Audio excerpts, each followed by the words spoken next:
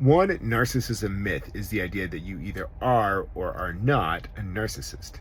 What's real is that everyone is on the spectrum of narcissism. It's just this combination of three qualities, which is superiority, thinking you're better than people, apathy, not caring about people, and fragility, not being able to handle criticism. Those are the three components of narcissism.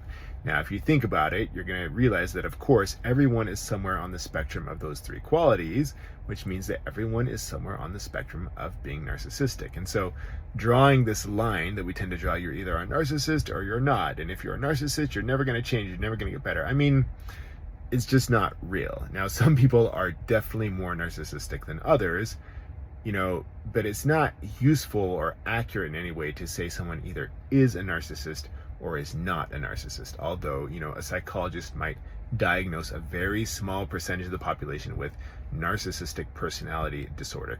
Whatever, that's for a psychologist to do if they really want to do it. What's useful is if I'm somewhere on the spectrum of narcissism, what can I do to become less narcissistic? Because obviously my life is not going to go very well if I think I'm better than everyone, if I can't handle criticism, and if I don't care about people.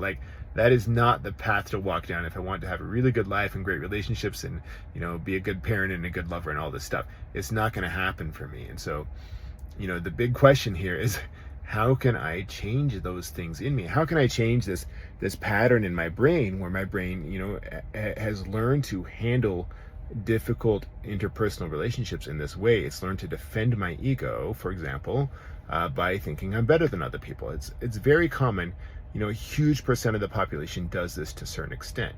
It's also very common for people to not care very much about others. So these are just incredibly common character traits, and to the extent that you or I have all three of these traits, then we are to that extent somewhat narcissistic. And it's just not useful to try to talk about whether someone is or is not a narcissist, because it's just a spectrum.